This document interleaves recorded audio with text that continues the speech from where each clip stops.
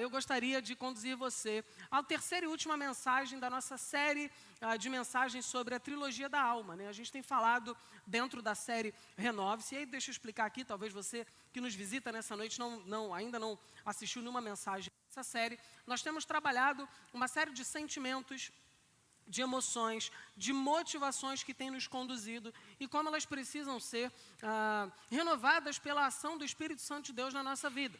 E chamamos essa série de mensagens de Renove-se. Dentro desta série macro, que não tem tempo para acabar, não tem data para acabar, nós trabalharemos ela ao longo do ano, nós temos pequenas minisséries, e a primeira delas é exatamente a anatomia do ressentimento. Falamos no domingo retrasado sobre o ressentimento, no domingo à noite, no domingo passado, no domingo pela manhã, falamos sobre a amargura, e hoje nós falaremos sobre o fruto da amargura, a vingança, né? Terceira e última mensagem desse sermão. Eu gostaria que você abrisse a sua Bíblia no segundo livro dos Reis, capítulo 18, porque a partir deste texto nós aprenderemos do Senhor nesta manhã. Perdão, segundo livro de Samuel, capítulo 18.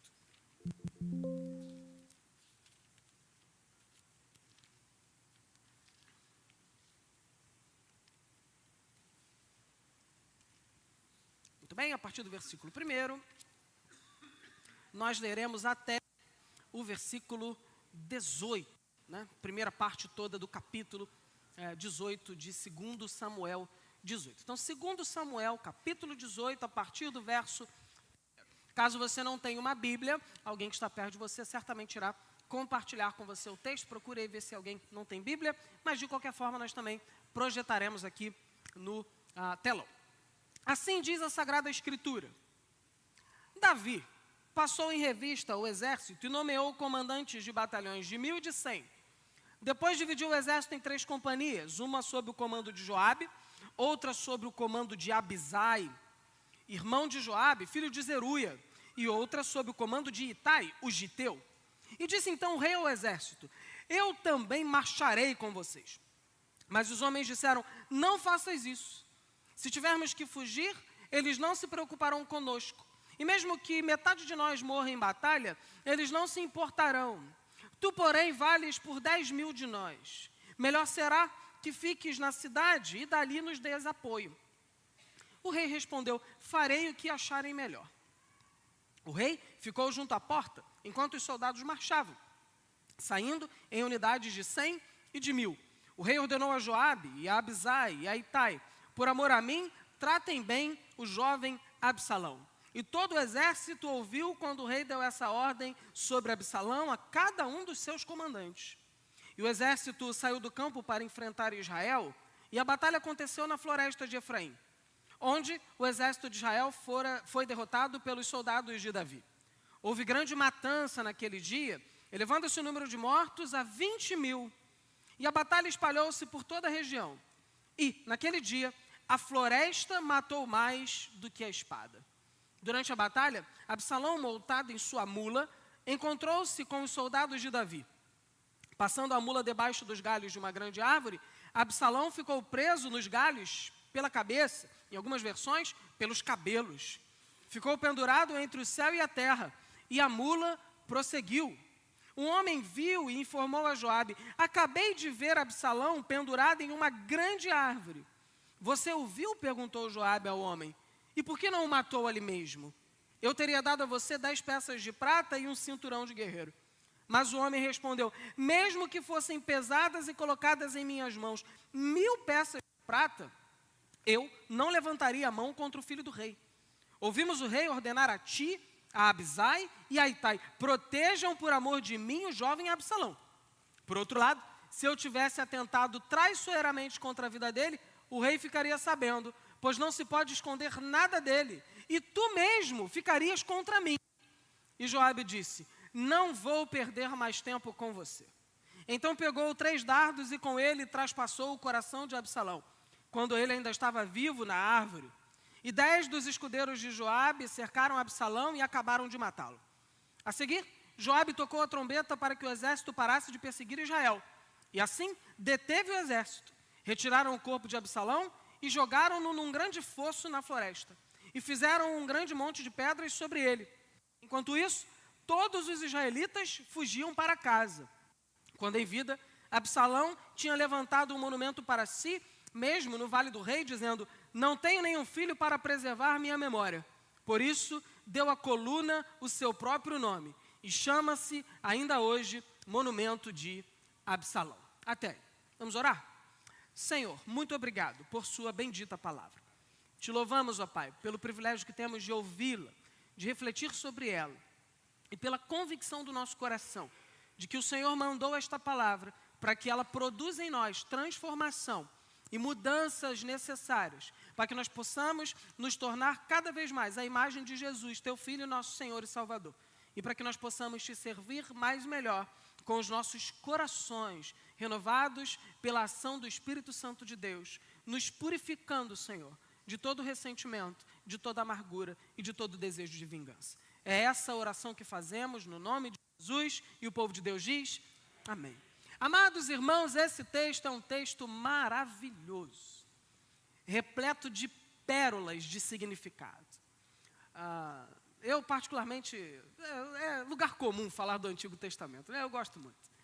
E quando eu olho para os textos, eu vejo tantos tesouros ali, escondidos sob uma fina camada literária, e basta apenas que a gente faça um simples processo de cavar um pouquinho, né, Evandro, para encontrar ali no texto coisas importantes para nós, coisas significativas para a nossa vida. E com esse texto não é diferente. Mas antes de nós falarmos sobre o capítulo 18 do segundo livro de Samuel, é importante fazermos algumas considerações. A primeira é que a vingança é algo tão problemático que muita gente já pensou sobre vingança, já falou sobre vingança e já ensinou sobre vingança. E aqui, como tenho feito nesta minissérie, tenho trazido o pensamento de alguns grandes nomes da filosofia ou das ciências sociais, gente que pensa o universo, que pensa o mundo, que pensa a humanidade e que pode cooperar conosco. E nesta noite, o filósofo que citaremos, o grande pensador, não é um pensador ocidental, mas um pensador oriental, chamado Confúcio. É muito famoso, um pensador do Extremo Oriente, vai dizer sobre a natureza destrutiva do coração humano o seguinte: antes de embarcar em uma jornada de vingança, cave duas sepulturas, a daquele que há de ser vingado e a do vingador. E que frase, irmãos? Ninguém que caminha o trilho, ou que trilha o caminho da vingança, o executa sem deixar a si mesmo em uma cova. Ninguém que decide pautar a sua vida por vingança, deixa de morrer um pouco no meio do processo. Ainda que permaneça vivo, muito de si morre durante a luta desesperada para se vingar daquele que outrora lhe trouxe algum tipo de ferimento. Há um outro pensador mexicano chamado Dom Ramón Valdés, também conhecido vulgarmente como Seu Madruga, que diz que a vingança nunca é plena, mata a alma e a envenena. Os irmãos estão sabendo muito da filosofia mexicana, né? Que coisa boa. De fato, Seu Madruga também nos ensina. Vingar-se ou buscar vingar-se é se perder no processo de uma recompensa que nunca vem, exceto na nossa mente. Ninguém que trilhou o caminho da vingança, ao final do caminho, se deu por satisfeito, independente do resultado. Quando nós olhamos para esse texto, na perspectiva do que Confúcio nos lembra, e do que Dom Ramón Valdés também nos lembra, nós podemos observar o último estágio de degradação de Absalão. A amargura como árvore construída a partir da semente do ressentimento. O ressentimento a respeito de Amnon, o ressentimento a respeito da ausência e da fraqueza de seu pai, consolidam-se em uma amargura alimentada pela relação complexa do seu avô com o seu pai, alimentada por aqueles que, de alguma forma, bajulam o ego do príncipe, alimentada pelos seus próprios desejos megalomaníacos, que constroem uma rica árvore de amargura, uma grande árvore, que então dá o seu fruto destrutivo, amaldiçoado, um terrível fruto chamado vingança. A gente trabalhou no último texto, na última oportunidade, Absalão efetivamente orquestrando e iniciando um golpe de Estado. E para que nós entendamos como Absalão, daquele jovem que havia tomado o reinado e Davi havia fugido, o término do capítulo, da transição do capítulo 15 para o capítulo 16, é importante que nós façamos uma brevíssima recapitulação sobre o que acontece em 2 Samuel 16 e 17, que nos leva ao texto que acabamos de ler. Absalão usurpa o trono, Absalão entra em Jerusalém, e orientado por um conselheiro chamado Aitofel, em tese, avô de Batseba, mulher com quem Davi tem uma relação extraconjugal, relação esta que o faz matar um dos seus generais mais fiéis, Urias. No meio desta trama, Aitofel guarda ressentimento, também constrói a sua árvore de amargura e quando vê a primeira oportunidade, usa Absalão para realizar o seu intento, destruir a vida e o reinado de Davi. Aitofel dá um excelente conselho para aquilo que Absalão pretendia, romper definitivamente com o seu pai. E Aitofel então diz, Absalão, suba ao terraço, o mesmo terraço onde Davi subiu, para poder observar e cobiçar Batseba. Suba ao terraço, à vista de toda Jerusalém. E no terraço você então há de se deitar com todas as concubinas do seu pai. E a partir desse momento, isso se tornará irremediável. Não haverá mais possibilidade de restauração. Não haverá mais possibilidade de perdão. Absalão segue o conselho. E na verdade, quando Absalão segue o conselho, também segue no desígnio do Senhor. Porque Natã, ao repreender Davi, quando da sua experiência com Batseba, lhe diz, o que fizeste às ocultas, Deus fará contigo aos olhos de todo Israel. Absalão cumpre aquilo que Aitofel determina. Um escândalo. As mulheres do rei são possuídas pelo seu filho de forma pública. Não há mais qualquer possibilidade de reconciliação. Davi foge com o seu exército pessoal.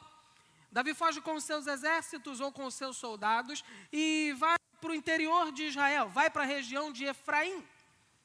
Nesse caminho, um certo conselheiro de Davi, chamado Hussai, alguém leal a Davi, volta para Jerusalém e é interpelado por Absalão. Hussai, o que você está fazendo aqui? Por que você não está com Davi? E Hussai diz, olha, eu servi muito bem ao pai, agora o Senhor está com você, servirei também ao filho. E essa palavra parece boa para Absalão, contudo, Hussai era um personagem, uma espécie de agente duplo. Alguém que de alguma forma estava sendo usado ali por Deus para transformar a realidade onde eles estavam inseridos. Bom, para mim estava bom aqui, né? Mas agora saí da minha zona de conforto. Vocês sabem que eu tenho dificuldades cognitivas, né, com o microfone. Mas voltando para o texto, Hussai então representa um agente duplo. Hussai representa alguém que joga um jogo duplo. Eu estou aqui com Absalão, mas na verdade eu estou prestando favores a Davi, eu estou trazendo informações, eu estou frustrando os conselhos de Aitofel, que era sim um excelente conselheiro. Quando o exército de Davi foge, Aitofel diz, mande rapidamente uma tropa. Mande uma tropa de cavalaria, destrua o exército do rei enquanto ele não está organizado. Agora é o momento de você estabelecer o seu poder. Mas Absalão olha para Hussai e fala, Hussai, o que você acha? Hussai, o que você pensa? E Hussai diz, rei, para que mandar uma tropa furtiva, quando você pode pôr a sua coroa e ir à frente de um magnífico exército? Liderando esta tropa para destruir o seu pai definitivamente e estabelecer o seu nome como grande monarca de Israel. O coração vaidoso de Absalão não resiste a esse conselho.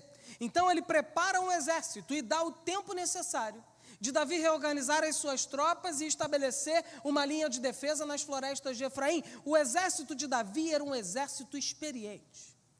Era o exército que havia derrotado diversos inimigos. Era o exército que havia lutado a guerra de guerrilha contra Saul. Era um exército acostumado a batalhas ferozes. Eram homens violentos, cruéis, guerreiros, infantaria. Quando o exército de Absalão chega às portas da floresta de Efraim, inicia a batalha, ou a grande batalha da guerra civil de Israel. E aí chegamos ao capítulo 18, que acabamos de ler. Dentro desse contexto, entendo que o texto tem 3 breves lições para nós nessa noite. 3 lições que nos ajudam a refletir sobre a vingança em 3 perspectivas, ou em 3 dimensões. E a primeira destas lições que eu gostaria de compartilhar com você é que a vingança nos isola daqueles que ainda nos amam.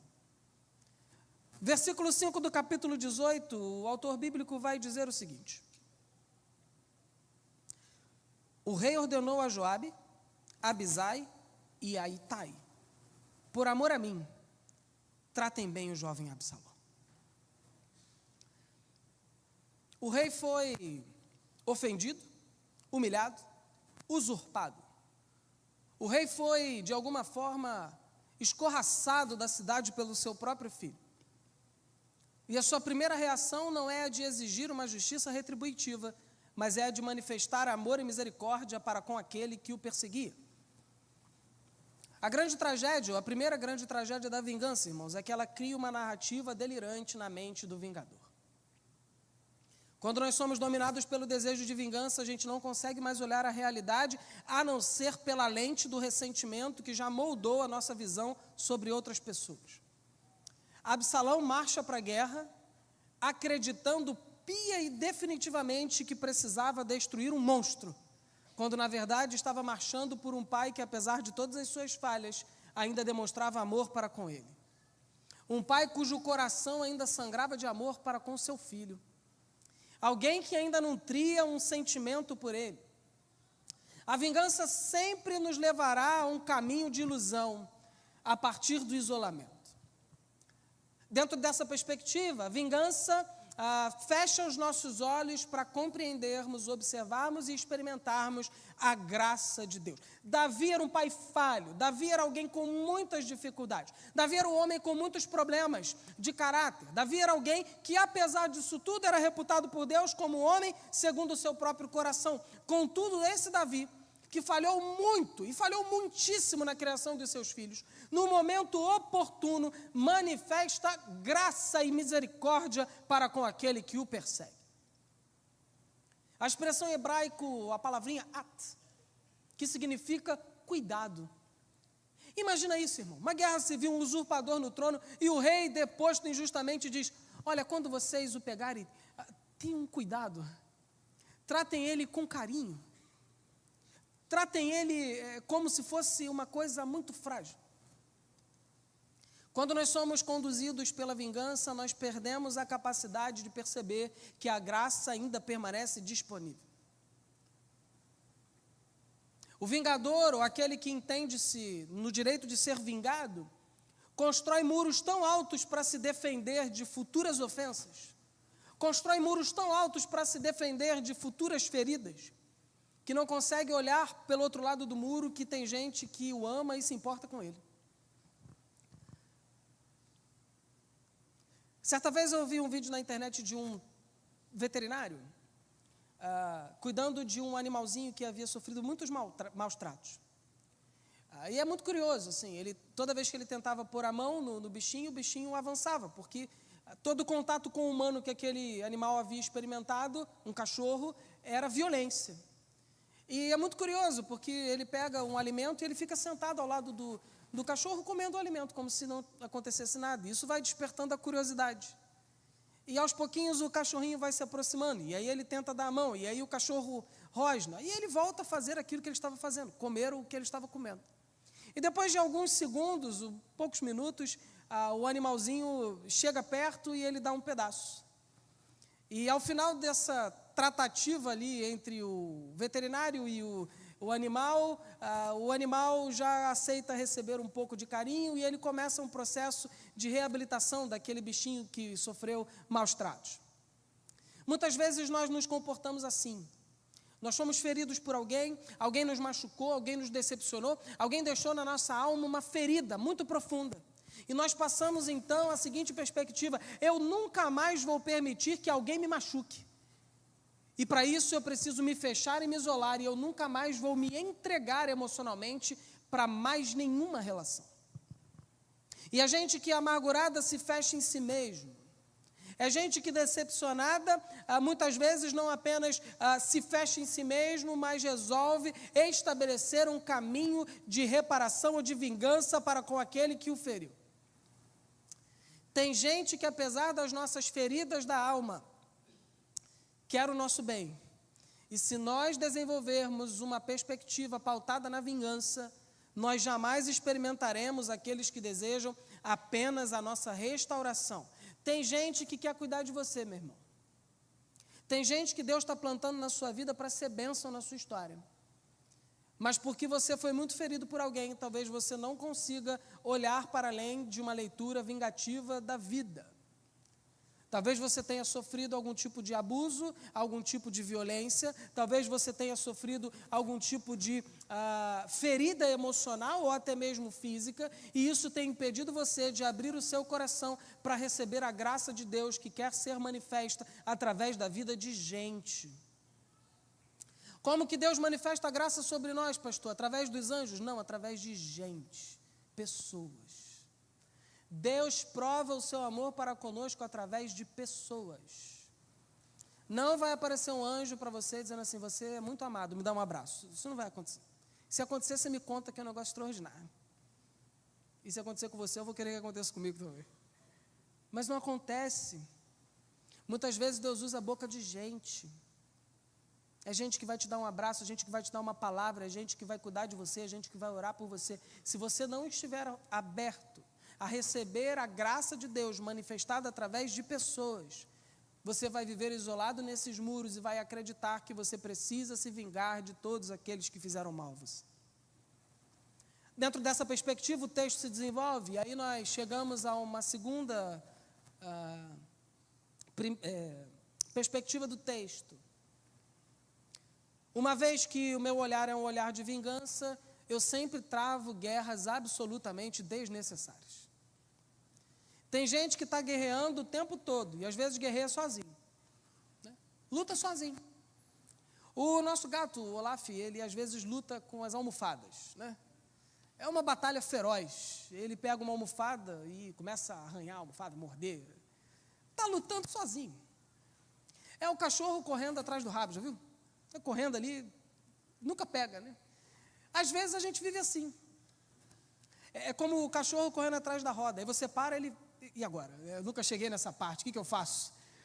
Vou embora? Vou morder o pneu? Eu não sei. A gente luta batalhas desnecessárias. Absalão investiu toda a sua energia. Absalão investiu todo o seu recurso. Absalão investiu tudo aquilo que o rei havia investido de alguma forma na sua vida, uma vez que ele era aquele que herdaria o trono. Absalão investe tudo isso para travar uma guerra com alguém que nunca quis lutar contra ele. A gente fica travando batalha com gente que nunca quis guerrear com a gente. Nós criamos uma série de inimigos no nosso coração, de inimigos na nossa mente. Quantas pessoas, quantos de nós, irmãos, não estamos travando uma guerra civil dentro das nossas casas, dentro dos nossos lares, com gente que nos ama, com gente que nos quer bem, mas porque algo aconteceu em algum momento, a gente não consegue se libertar disso, e a gente continua lutando uma guerra sozinho. Quantas pessoas destruindo as suas vidas, as suas famílias, por guerras absolutamente desnecessárias. Não há necessidade nenhuma do conflito, mas a gente quer o conflito. A gente quer brigar sozinho. O problema é que quando a gente briga sozinho, direcionado a alguém, a gente acaba ferindo outras pessoas. Viver sob a perspectiva da vingança é viver atacando gente que, se nós baixássemos a guarda, nos daria um abraço. E nós achando que essas pessoas nos apunhalariam, mas na verdade elas estão dispostas a nos acolher em misericórdia e graça. Viver sob a perspectiva da vingança é viver lutando batalhas imaginárias, lutando contra gente que não quer lutar com a gente. Dentro dessa primeira perspectiva ainda, o terceiro desdobramento é que Absalão aglutina ao seu redor um exército, mas um exército de bajuladores. Sempre haverá alguém disposto a incentivar o seu desejo de vingança para com outra pessoa. Sempre haverá alguém disposto a alimentar o seu ego. Sempre haverá alguém para dizer assim, você não pode deixar barato mesmo. Você tem que fazer aquilo que é certo. Lembra quando você estava na escola, era criança? E aí, irmão Alexandre, isso não aconteceu comigo, mas aconteceu com os meus colegas. Eles estavam jogando futebol e, de repente, irmão Marquinhos, alguém dava um chute ali no tornozelo. Aí vinha um emissário de Satanás e falava assim, eu não deixava, ia embora, né? Lançou a semente do caos. Recentemente viralizou um vídeo de um jogador chamado Di Maria, um jogador argentino, engraçadíssimo. Di Maria, ele é de um time, está jogando num time, né? E aí o adversário do outro time começa a discutir com o juiz. Aí o Di Maria está passando, e ele olha assim, e o jogador do outro time xinga o juiz, ofende o juiz. Aí ele fala assim, e sai andando. Aí o juiz na hora pega o vermelho e expulsa o camarada. É gente que semeia o caos. É gente que vai dar sempre a orientação errada. É gente que vai semear a contenda. É gente que vai inflamar aquilo que já está quase pegando fogo. É aqueles que a Bíblia chama de diabo, né? Porque diabolos, o semeador de contendas. Gente que vai aparecer na sua vida e não vai ser um construtor de pontes, mas é gente que vai dinamitar qualquer possibilidade de pontes relacionais, porque essa pessoa quer ver o circo pegar fogo. Ainda nos ícones da cultura pop, o filme Batman, o Cavaleiro das Trevas, ao Coringa, né? De Heath Ledger, é sensacional, um ator brilhante. Em determinado momento ele queima uma pilha de dinheiro, não sei se você já viu esse filme. E aí o pessoal fica assim, mas por que esse camarada não é movido por dinheiro? Ele fala, não, eu sou movido pelo caos, eu só quero ver o circo pegar fogo. Não é dinheiro que me move, o que me move é ver o caos. Tem gente que é movida pelo caos. E se nós ouvirmos essas pessoas destruirão a nossa vida.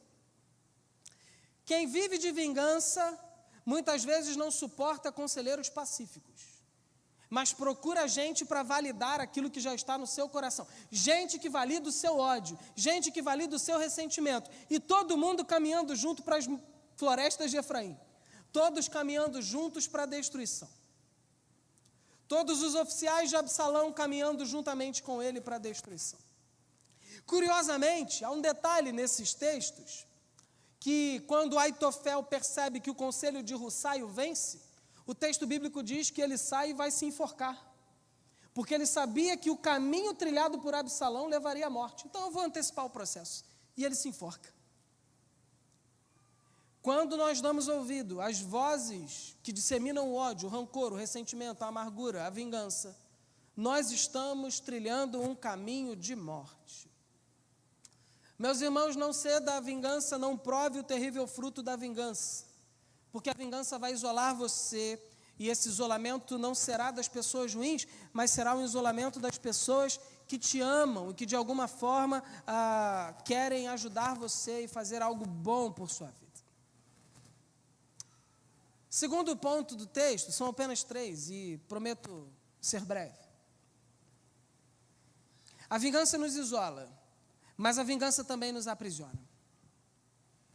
A vingança nos aprisiona em um limbo existencial. Capítulo 18, versículo 9. Para mim, esse é um dos textos, um dos versículos mais incríveis da Bíblia. Porque ele diz tanta coisa. Durante a batalha, Absalão, montado em sua mula, encontrou-se com os soldados de Davi.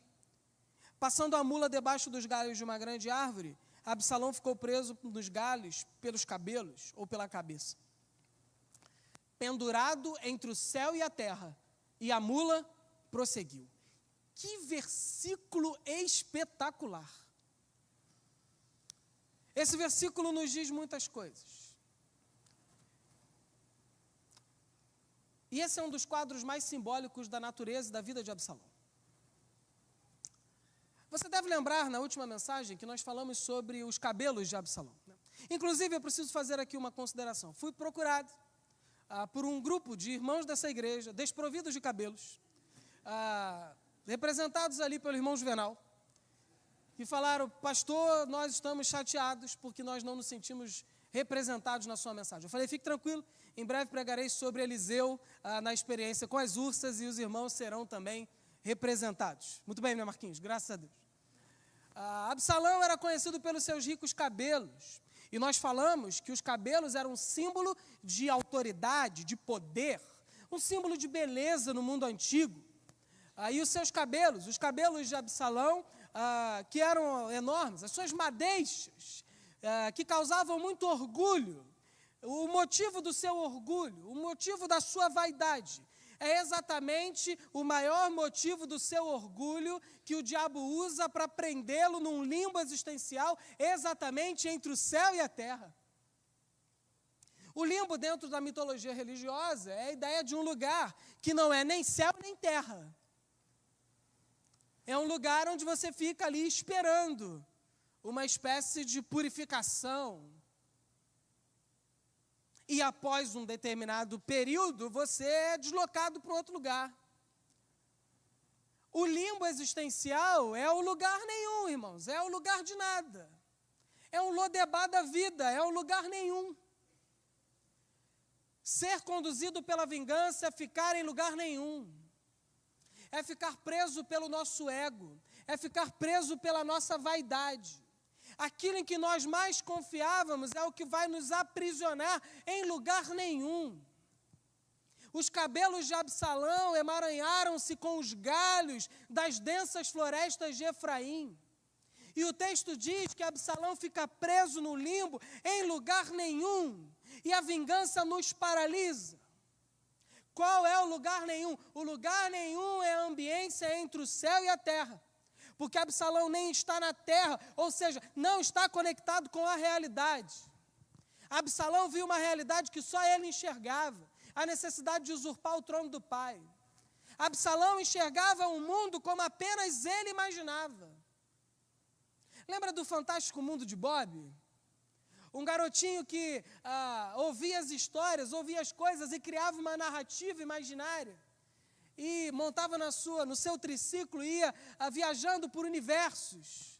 É o Absalão, um garotinho que não soube lidar com a dor da vida.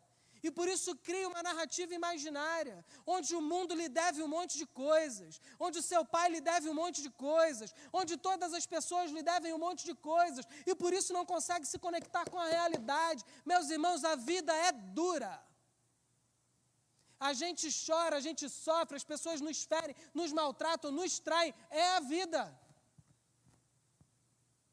E o que nós precisamos? Nós precisamos estar com os pés fincados no chão, na terra, enxergar a realidade. Ficar vivendo na perspectiva de um mundo imaginário, onde a nossa vingança vai trazer sentido, ficar fantasiando que nós iremos nos vingar e as coisas vão melhorar, elas não vão melhorar, meus irmãos. Porque ficar buscando vingança não é encarar a realidade. E viver buscando vingança, viver conduzido pelo ressentimento e pela amargura, também não é estar no céu, porque essa não é a vontade de Deus. E aí nós criamos um lugar onde não é nem a verdade e nem a vontade de Deus. Nós estamos presos em lugar nenhum. Nós não temos comunhão com Deus, porque é impossível alguém que quer se vingar de outra pessoa estar em comunhão com Deus. Afinal, a palavra diz que se nós dizemos ou dissermos que amamos a Deus que não vemos e não conseguimos amar o outro que vemos, nós somos mentirosos. Sabe por quê? Porque é impossível. Via de regra, você vai perceber que gente rancorosa, vingativa, sempre ama o abstrato. Não, eu amo a igreja. Não, ninguém ama a igreja, irmãos. A igreja é um coletivo de pessoas. Ou você ama as pessoas que estão aqui, ou você não ama a igreja. Não, eu não falo com ninguém. Eu tenho problema com todo mundo, mas eu faço isso tudo porque eu amo a igreja. Mentiroso. Ama nada. Eu amo a humanidade, mas não faz o bem para quem está do lado. Que humanidade? A humanidade é fácil amar. A humanidade não existe, é abstração. Humanidade é abstrato. Nós amamos as pessoas. Nós amamos o Davi, o Tiago, a Letícia, o Alexandre. Nós amamos a Nádia, nós amamos o Evandro, nós amamos o Eduardo, nós amamos as pessoas, irmãos. Não, eu amo a igreja de Jesus é gente que está debaixo do sangue de Jesus, assim como você, inclusive gente que feriu você. Nós precisamos sair do limbo. A gente está preso em uma realidade que não existe. A gente acha que está agradando a Deus, mas a gente não está no céu. A gente acha que está agindo conforme a realidade, mas a gente não está na terra. Nós estamos presos. E tem um detalhe: esperta é a mula que vai embora. Até a mula é esperta, irmãos. Sobre mula, um parênteses. Certa vez, meu líder de adolescente falou assim: Samuel, que Deus te abençoe, Samuel. Eu estava nervoso porque ia pregar, ele falou assim: fique tranquilo, se Deus usou a mula, Ele vai usar você. Tá bom. Palavra boa, né? De afirmação. E esperto é a mula, que segue a vida. Quem vive na vingança está paralisado.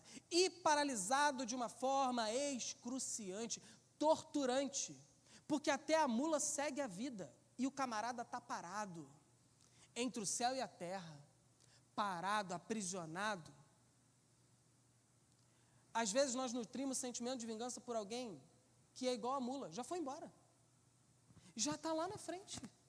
E a gente está parado, preso pelos galhos do ego e da vaidade nas florestas de Efraim, enroscado nas ofensas do passado, que nós não podemos mais mudar, que está lá atrás e ele precisa ser resolvido e superado em nome de Jesus.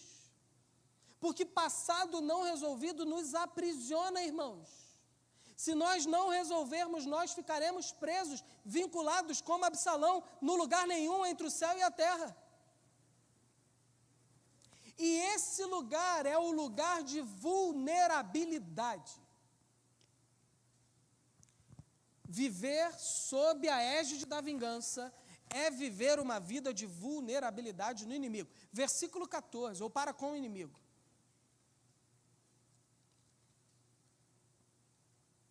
E Joabe disse: eu não vou perder mais tempo com você. Então pegou 3 dardos e com ele traspassou o coração de Absalão enquanto ele ainda estava vivo na árvore. E 10 dos escudeiros de Joabe cercaram Absalão e acabaram de matá-lo. Eis o fim do Absalão, o rei impostor de Israel, assassinado cruelmente por Joabe, impiedosamente.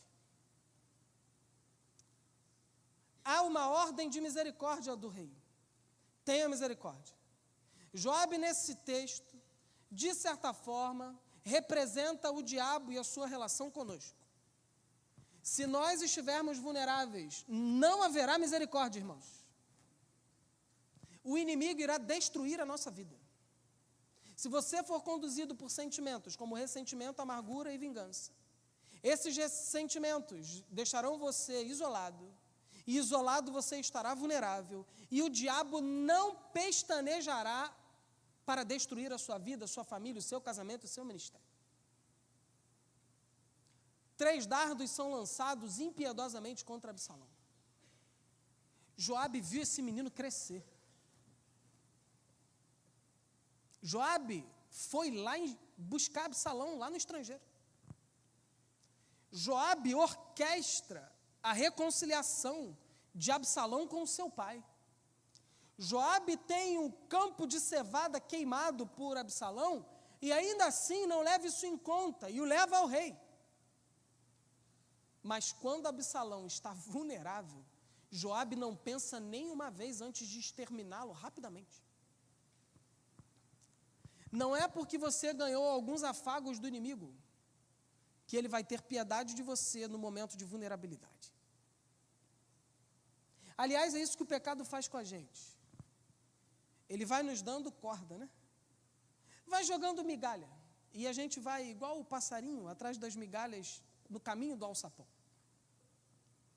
E quando você menos imaginar, os dardos inflamados atravessarão o nosso coração e trarão prejuízo para nós. O inimigo das nossas almas não se importa com os decretos de misericórdia de Deus sobre nós, Por isso que ele é o acusador.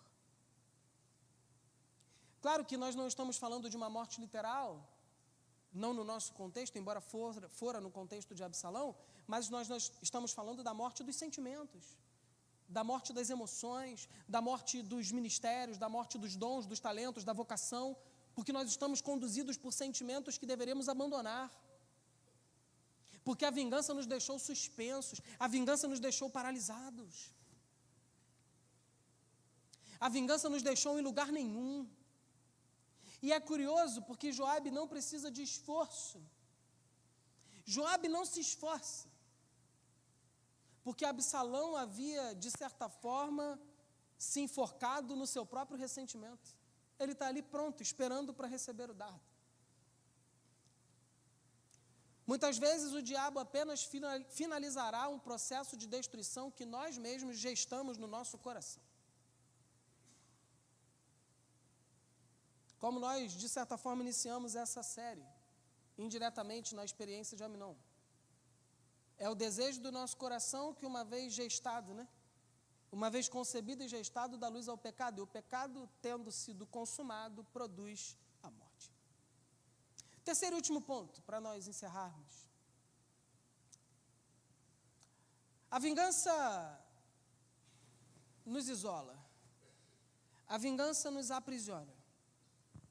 E a vingança nos engana, porque ela promete a glória e entrega a sepultura. Todo vingador, de alguma forma, expecta a glória.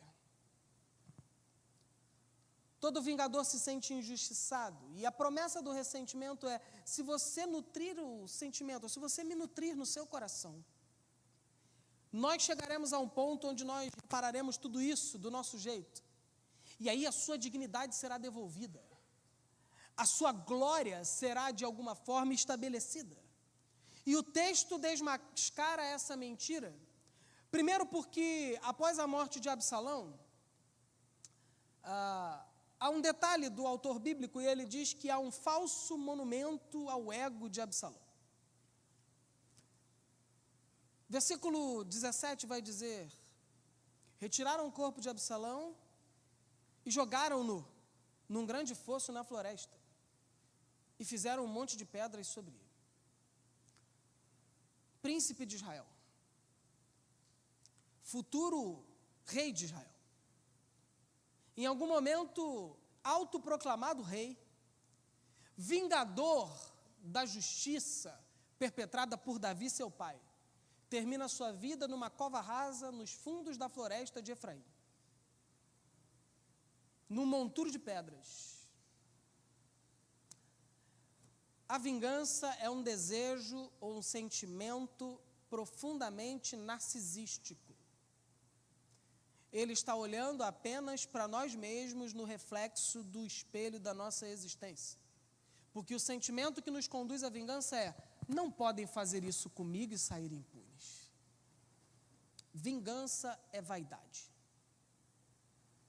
Vingança é narcisismo. Quem essa pessoa pensa que é para me ferir e sair assim?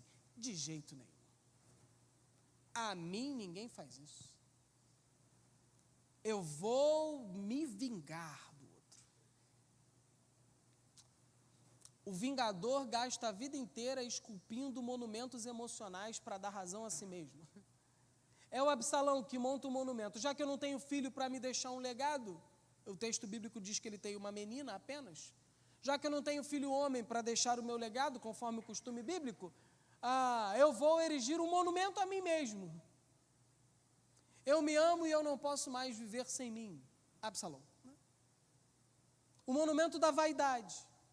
O monumento para a sua própria razão. E via de regra, quando nós acreditamos na nossa própria razão, de uma forma excessiva, nós estamos correndo o risco de nos tornarmos vingativos. Prometeu-se um monumento e entregaram a realidade. Qual é a realidade? Vergonha e um buraco. O filho do rei, o primogênito do rei, jogado em um buraco no meio do mato. Você deve lembrar que no início da transição do povo do Egito para a terra dita prometida, há um episódio, uma batalha sobre a cidade de Ai, ou uma batalha a respeito da cidade de Ai. E nessa batalha há um jovem, um senhor talvez, um líder de família chamado Acã. E Deus havia dito que esta batalha era um harem, esta batalha era uma batalha de devoção à destruição, santificado para destruir, ou seja, você precisa destruir tudo da cidade.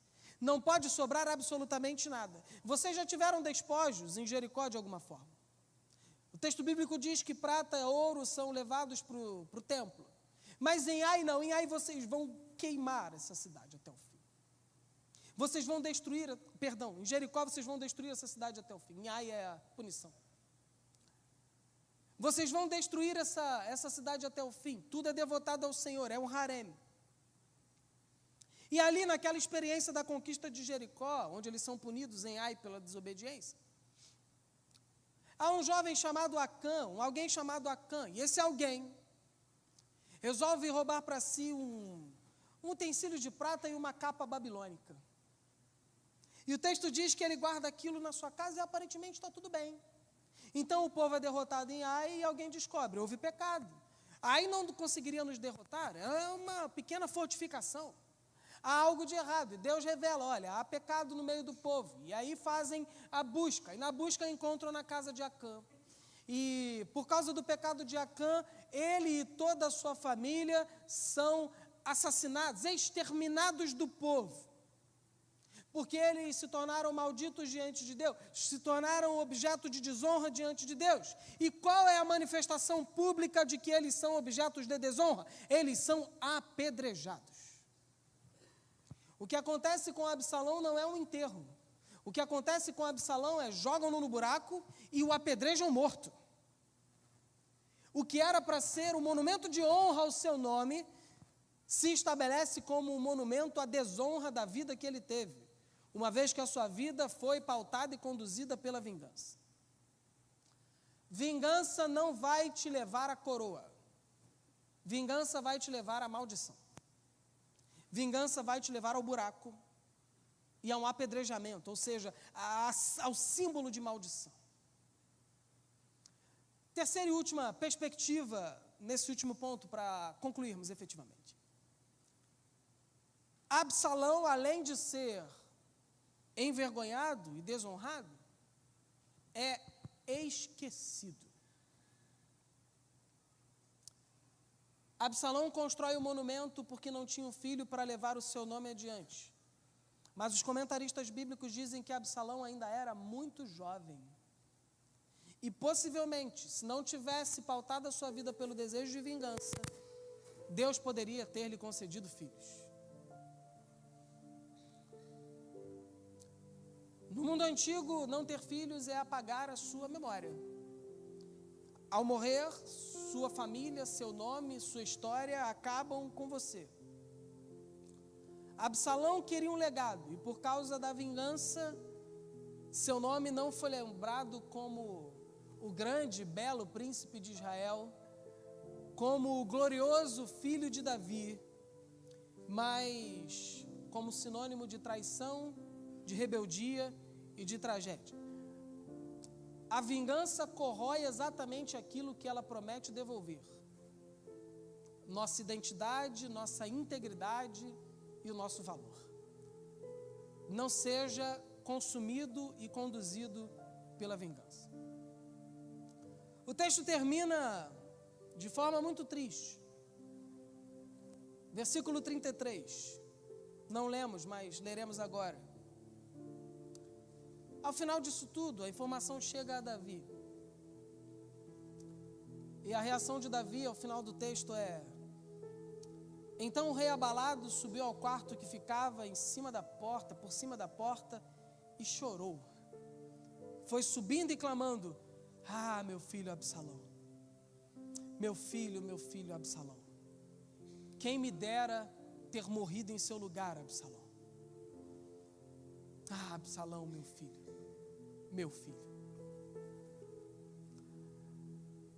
O choro angustiado de Davi não é apenas o lamento de um pai terreno falho. De alguma forma é a expressão do sentimento de Deus quando nós também conduzimos a nossa vida pautados pela vingança. Talvez a voz de Deus para nós nessa noite seja o Senhor clamando o seu nome, dizendo: ah, meu filho, não siga esse caminho, meu filho. Não siga esse caminho. Meu amado filho, não desperdice a sua vida na vingança. Deus não quer que você e eu fiquemos presos no carvalho da vingança. Davi diz no alto da sua dor: quem me dera morrer em seu lugar, meu filho Absalão, para que você não fosse consumido por esse desejo. Mas diferente de Davi, o Senhor não apenas desejou, mas o Senhor Jesus efetivamente morreu em nosso lugar, para que nós pudéssemos superar, inclusive, o desejo da vingança, pelo poder que há no nome e no sangue de Jesus, nosso Senhor e Salvador. Cristo encarnou-se, desceu ao âmbito da nossa existência, sofreu e padeceu injustamente por nós, para que a sua sede de vingança fosse satisfeita na justiça da cruz. Não seja um Absalão, meu irmão. Não seja uma espécie de Absalão, minha irmã. Não permita que o seu desejo de vingança seja a ferramenta que vai construir a cova onde você vai matar os seus sonhos, os seus planos, os seus ministérios e a sua relação com Deus. O convite de Deus para nós ao fim dessa série e ao fim dessa mensagem é: abandone o ressentimento, abandone a amargura e abandone a vingança. Deus corta os nossos fios de cabelo e nessa noite te liberta do carvalho que tem prendido você em lugar nenhum, no nome de Jesus. Se você pudesse, coloque de pé no seu lugar. Eu queria orar por você. Eu vou pedir ao Ministério de Louvor que tome o seu lugar.